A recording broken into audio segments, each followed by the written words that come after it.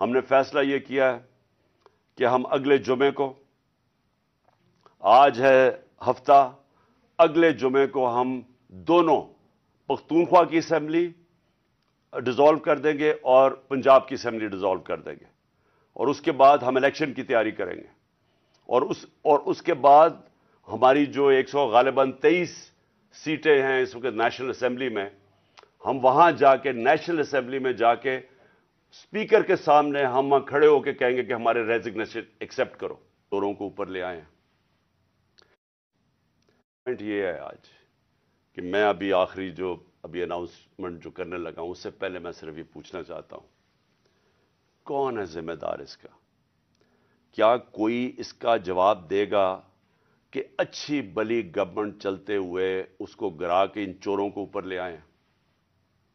اور میرا اگلا سوال یہ ہے کہ اس کے بعد جو ہمارے اوپر سختیاں کی گئی، جو سوشل میڈیا پہ جو ہماری حمایت کرتا تھا، کیسز کی میرے اوپر بارش ہو گئی، مجھے دہشت گردی کا کیس کروا دیا، 25 مئی کو پولیس نے جس طرح ہمارے اوپر ظلم کیا، اور جب ہم پولیس والوں سے پوچھتے تھے وہ کہتے جی ہمیں پیچھے سے آرڈر ہے، جس طرح کا ہمارے اوپر ظلم کیا گیا۔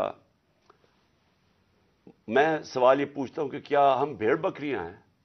ہم کیڑے مکوڑے ہیں کہ آپ جب فیصلہ کریں پہلے اور میں نے آپ کے کانوں سے، جنرل باجوہ کے کانوں سے سنا کہ یہ کرپٹ ہے، اب آپ نے فیصلہ کیا کہ یہ ٹھیک ہو گئے ہیں، اور آپ نے فیصلہ کیا کہ جناب یہ آپ ملک کو ٹھیک کریں گے، تو کیا ہم وہ کیڑے مکوڑے ہیں کہ جدھر آپ بھیڑ بکریوں کو دھکیلیں گے ہم ادھر چلے جائیں گے؟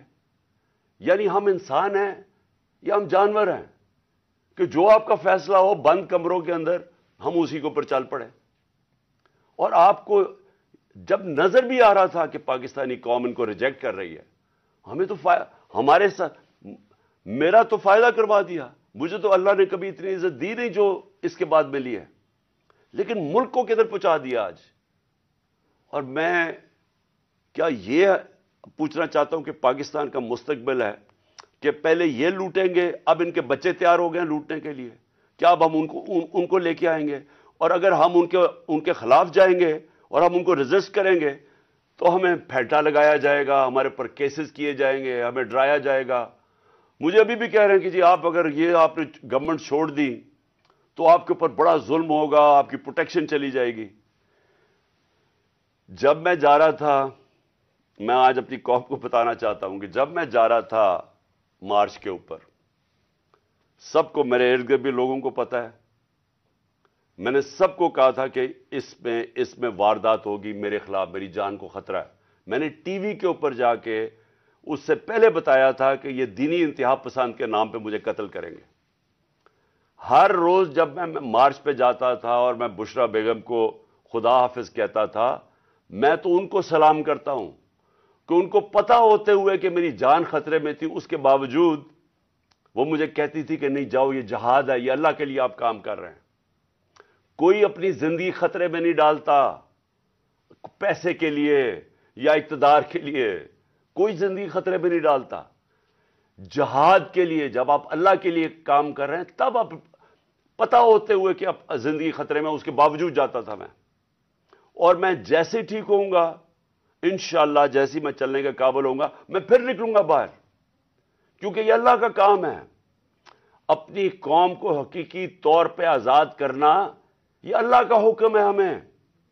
ظلم اور ناانصافی کے ساتھ سامنے کھڑا ہونا یہ اوپر والے کا حکم ہے، اس کو وہ جہاد کہتا ہے۔ امر بالمعروف پہ چلنا، کہ جب آپ دیکھ رہے ہیں سارے چوروں کا ٹولہ اوپر بیٹھ گیا ہے اور آپ چپ کر کے بیٹھے رہیں بھیڑ بکریوں کی طرح، یہ آپ قرآن کا جو اللہ کا حکم ہے اس کے خلاف جا رہے ہیں۔ تو میرے لیے تو یہ جہاد ہے، تو میں نے تو یہ رکنا نہیں ہے۔ اور میں اپنی ساری قوم کو آج کہہ رہا ہوں، میں نوجوانوں آپ کو کہہ رہا ہوں، یہ کبھی نہ سوچے جو یہ 7.5 لاکھ ہمارے لوگ ملک چھوڑ کے گئے ہیں۔ مجھے افسوس ہے کہ دیکھیں آسان راستہ ہے، میرے لیے کیا آسان زندگی تھی، میں کرکٹ کے بعد کچھ بھی نہ کرتا، تھوڑی سی کرکٹ کے اوپر بات چیت کرتا ہوں، اللہ نے مقام اتنا دیا ہوا ہے میں کروڑوں روپیہ کما سکتا ہوں، مجھے تو کچھ کرنے کی ضرورت نہیں تھی۔ لیکن اللہ نے ہمیں کسی مقصد کے لیے پیدا کیا ہے۔ جانور آتے ہیں، بچے پیدا کرتے ہیں، کھا پی کے مر جاتے ہیں، تو انسان بھی اگر اس کو اب سمجھ ہی نہ آئے کہ اللہ نے ہمیں کسی مقصد کے لیے پیدا کیا ہے، تو اس میں جانوروں میں کیا فرق رہ جاتا ہے؟ وہ جب قرآن کی آیت ہے کہ جب انسان فرشتے سے بھی اوپر چلا جاتا ہے لیکن گرتا ہے تو جانور سے بھی نیچے چلا جاتا ہے. تو میں اپنی ساری قوم کو کہہ رہا ہوں کہ دیکھیں ہمارے سامنے اب دو راستے ہیں. ہم ان چوروں کے ٹولوں کو مان لیں تو ہم اپنی تباہی کر رہے ہیں. اس ملک کا کوئی مستقبل نہیں ہے. ایک ہی راستہ ہے کہ ہم جدوجہد کریں. میں وہاں جب گیا پنڈی پہنچا اور میں اس وقت بڑی تکلیف میں تھا، میں یہ بھی آپ کو بتا دوں، کیونکہ مجھے ڈاکٹرز نے کہا تھا ابھی نہیں آپ ٹریول کر سکتے. میں گیا اس کے باوجود صرف اپنے لوگوں کو کھڑا کرنے کے لیے کہ دیکھیں یہ پاکستان کے لیے ایک فیصلہ کن وقت ہے، اس کو ضائع نہ ہونے دیں. قوم میں بیداری آ گئی ہے. اور میں وہاں دو میں چیزیں کر سکتا تھا. ہم وہاں دھرنا بھی دے سکتے تھے، لاکھوں لوگ تھے. ہم وہاں اسلام آباد کے اوپر بھی جا سکتے تھے، اتنے لوگ تھے. ہم اسلام آباد میں خون خرابہ ہونا تھا وہاں، اور کئی دفعہ لوگ چاہتے ہیں کہ خون خرابہ ہو، لاشیں گریں تاکہ وہ جناب وہ ان کی تحریک اور اٹھ جائے. میں یہ نہیں چاہتا تھا. میں نے ساری سٹرگل آئین اور قانون کے بیچ میں ہے. میں کبھی اس سے باہر نہیں نکلا.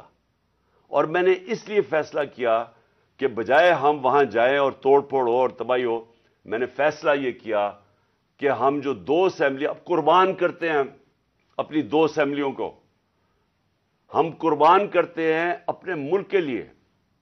اور اس لیے کرتے ہیں کہ ان کو جب 66% پاکستان میں الیکشن ہوگا، جب ہم ان دو اسمبلیوں سے نکلیں گے، جو میں بھی بتانے لگا ہوں کب نکلیں گے، 66% پاکستان میں الیکشن ہوگا. تو عقل تو یہ کہتی ہے کہ آپ جنرل الیکشن کروا دیں. لیکن میں پھر سے کہتا ہوں یہ خوف زدہ ہیں، الیکشن ہارنے سے ڈرے ہوئے ہیں. ان کا کوئی پاکستان کا مقصد نہیں کہ پاکستان اوپر جا رہا ہے یا نیچے جا رہا ہے. ان کا مقصد ایک ہے، کیسے اپنا چوری کا پیسہ بچانا ہے انہوں نے. اور اس لیے یہ الیکشن نہیں کروائیں گے. اور اسی لیے ہم نے فیصلہ کیا کہ ہم الیکشن کروائیں گے. اور میں نے اپنے سارے وکیلوں سے پوچھ لیا ہے، یہ کوشش بھی کریں گے الیکشن کمیشن کے ذریعے کہ یہ کسی طرح ڈیلے ہو جائے. آئین بالکل اجازت نہیں دیتا 90 دن کے آگے. ہم نے فیصلہ کیا ہے اور میں بڑا شکر گزار ہوں اپنے دونوں چیف منسٹرز کا کہ انہوں نے بالکل میرے ساتھ چلے ہیں، میرا ساتھ دیا ہے.